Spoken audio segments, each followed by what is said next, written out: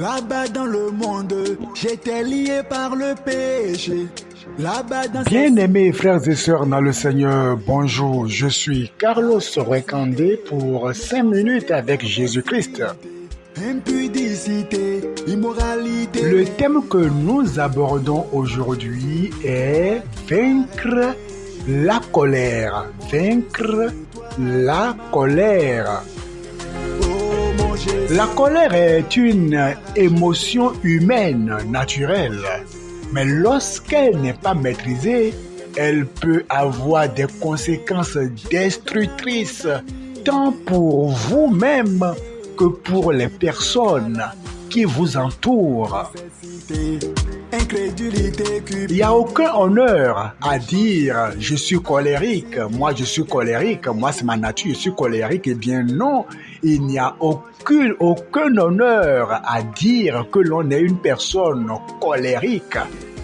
Oh mon Jésus, toi qui m'as aimé. La colère a des conséquences et comme conséquence, on peut citer les dommages relationnels.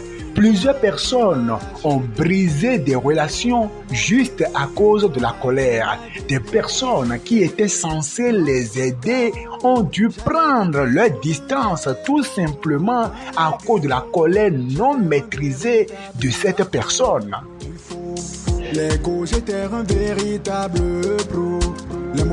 La colère peut mener à des paroles blessantes. Il y en a qui tiennent des paroles blessantes sous l'effet de la colère, des actions irréfléchies. Elles posent des actions irréfléchies et ce n'est qu'après qu'elles se mettent à regretter leurs propos ou leurs actions. Mais c'est trop tard.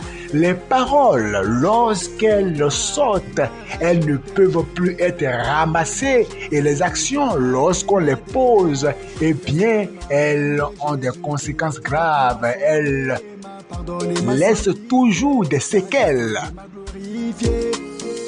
Alpha et Oméga, le lion de Juda. Il y a l'ambiance dans des foyers il y a l'ambiance qui est devenue délétère, tout simplement parce que il y a quelqu'un là, soit le mari ou la femme, qui est une personne colérique, qui s'énerve tout le temps. Peu de choses, il est déjà énervé. Peu de choses, elle est déjà énervée. Ça fait que l'ambiance dans le foyer n'est pas du tout ce que ça devrait être. La colère a aussi comme conséquence, la perte de la paix intérieure. Lorsque vous êtes une personne colérique, vous n'aurez plus la paix à l'intérieur de vous-même. Votre relation avec Dieu sera tout simplement brisée à cause de la colère. Il y a aussi que votre image sera ternie. Les personnes qui vous respectaient profondément, lorsque vous êtes une personne colérique et que sous l'effet de la colère, vous manquez, vous échouez de vous maîtriser,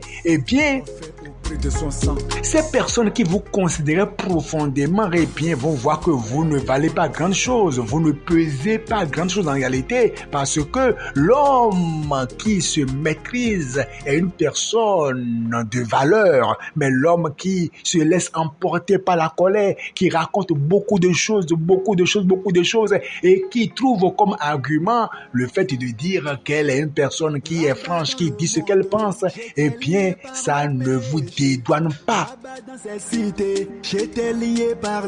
Il y en a qui sont colériques mais qui disent non, moi je suis franc, moi je dis ce que je pense. Il y en a qui cachent ce qu'ils ont à dire, mais moi je suis franc. Non, il ne faut pas confondre la franchise à la colère, non.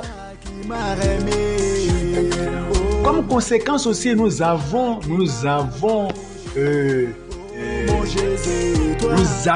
que la colère a des répercussions sur votre santé. Il y en a par exemple qui souffrent de l'hypertension artérielle, tout simplement à cause de la colère. Il y en a qui sont à l'hôpital à cause de la colère.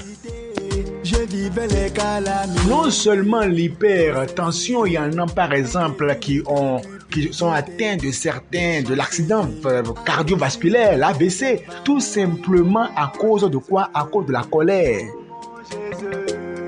Oh mon Jésus, oh mon Jésus, oh mon Jésus. Bien aimés dans le Seigneur, comme remède, nous pouvons parler de la méditation de la parole de Dieu et de la prière.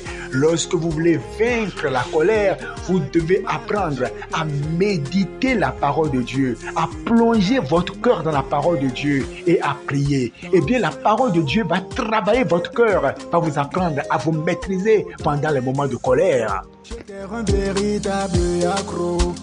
Non seulement ça, vous devez apprendre à pardonner et à faire miséricorde. Eh bien, même quand on a raison, il faut parfois apprendre à laisser des choses couler. Apprenez à être flexible et non à être hyper rigide. Il y en a qui sont d'une rigidité extrême.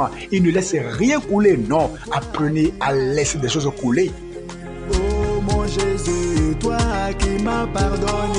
Apprenez aussi donc à vous taire quand vous avez beaucoup à dire. Apprenez à vous taire. Apprenez à vous taire là même où on s'attend à ce que vous parliez beaucoup.